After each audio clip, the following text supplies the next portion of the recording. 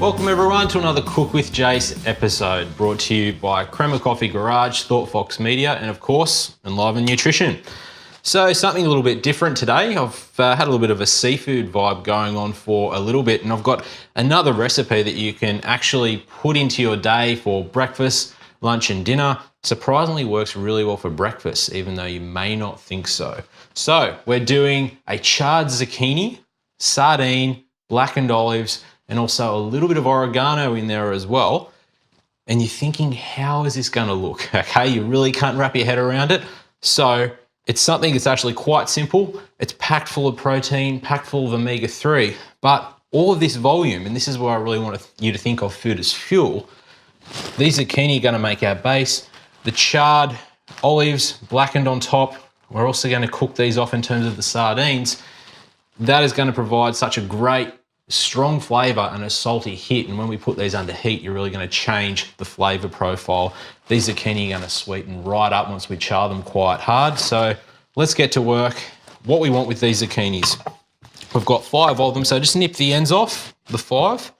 And what we're going to really focus on is getting a nice thin slice through, so wafer thin, and as you cook that, it's actually going to curl up like a ribbon. So that's going to be our base. If everyone's ever seen the zucchini pasta, it's the similar sort of premise that we're going to. So again, be very, very careful when you're doing this. A nice sharp knife.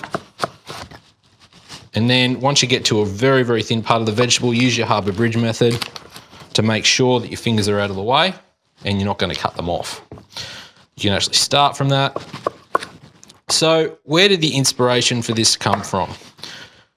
I know that my producer is not a very, very big fan of seafood, so I have basically made it my mission to see if I can bring seafood back into his life. And the reason for this is I know there's so many great health benefits of seafood, particularly something like an oily fish content. So whether that's a salmon, a trout, a herring, you can also use something as small as your sardine. Very high in what's called the omega-3 content, and that's a type of fatty acid. Now, we know that there's some great health benefits for omega-3. It's something that's going to improve cardiovascular health, but also brain health, and it can also help visual health as well, so eye health. Very good to decrease inflammation within the body. Now, it does that by actually reducing the thickness of your blood. So has anyone ever heard of the omega-3 supplements or fish oil supplements? That's exactly how they work. And the only reason you would never have those if you had a natural hereditary condition called haemophilia, where you actually couldn't clot your blood correctly, okay? There was a problem with that because you don't want to be taking a supplement that thins your blood when you can't actually stop the blood from actually running out of you if you cut yourself, okay? So this is what we're looking at, guys. It's around about 1/2 centimetre thin. So grab a bowl, sit these in there, and we're going to grill these off really, really hard in our griddle pan behind us. So it's a lot of volume. This will cook down, but again, same thing with our food as fuel. We're really going to notice that we've got foods that are heavier. Okay, so something like your sardine or olive has a higher calorie content, so therefore the serving size is smaller. They pack a flavour punch, but something like zucchini, very much a bit more of a neutral flavoured vegetable, higher water content, not as high calorie content, but we can still draw a lot of flavour out of that. So guys, again, olives, don't buy pitted olives, please. It's a little thing. It's one of those 1%ers in life. Leave the pit in. Is it going to make you spend a couple more minutes getting these out? Yeah, it is. But it's one of those things that you really don't want to sacrifice the flavour profile. Pitted olives, for some strange reason, really don't have that same amount of flavour. If you must really buy the pitted olives, go for it, honestly, but you're going to be missing out. If that's the difference between you trying this dish or not, then I'll let you get away with it. So I think the biggest thing to note with, again, a recipe like this, it's something that is going to get a lot of people thinking more about that seafood, okay? So something like a sardine, crack it out of the tin, it's not that appealing, okay? You're going to have a lovely fishy smell in a lot of the actual brands. So how can you get around that? There's a couple of brands that actually will put them in a good quality oil, and I'm talking an extra virgin olive oil. All right, so when we actually cook this, we're not going to have to add any extra virgin olive oil to the pan because we've got a little bit of that residual oil still on the sardines themselves. Because of that extra virgin olive oil, much better than what you would usually find in a tin sort of a fish, where you're looking at an omega-6 content, which comes from the sunflower oils or any of the vegetable oils. So I've had some evidence coming out recently, which is actually stating that even though those are a better option for you than your traditional, say, butters or other type of cooking oils that are higher in a saturated fat, you're looking at the omega-6 is actually pro-inflammatory, okay? So it increases inflammation, whereas something like your extra virgin olive oil, higher in monounsaturated fats, is actually going to be better for anti-inflammatory effects. So ready to go. All we need to do now is chuck this on the heat and really put it together. And that's what Cook with Jase is all about. Hard, fast cooking, tasty, easy meals for you. All right, guys, this is where the magic's going to happen. I've got a standard fry pan. It's not non-stick. You're going to see why in a minute. And I've got our non-stick griddle pan. I want them on a really high heat, guys, okay? So get it screaming hot for what we're going to do. So let's get this zucchini first and foremost and get it in your pan. I want to hear that sizzle straight away.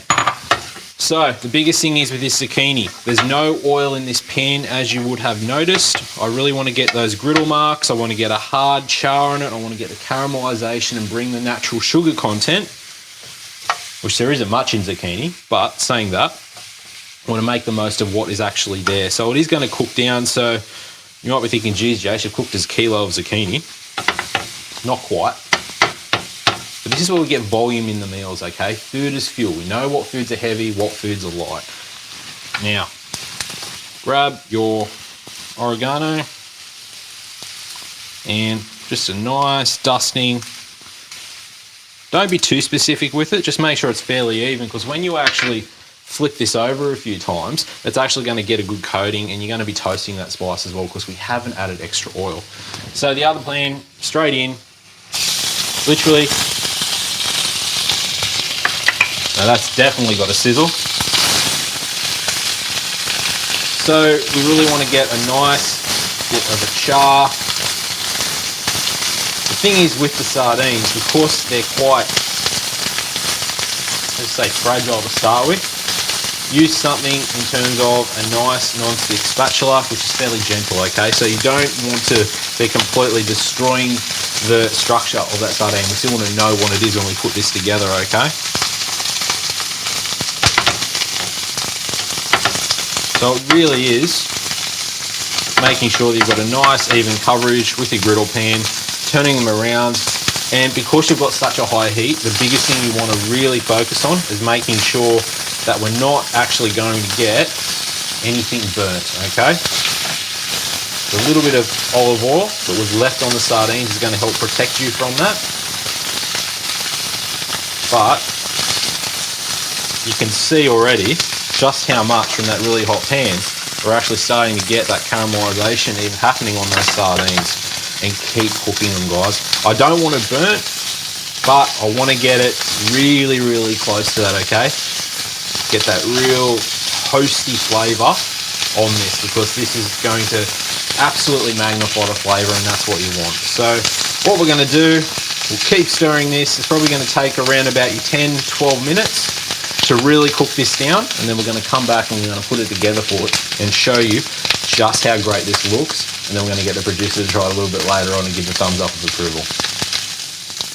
Okay guys, that's had around about 15 minutes.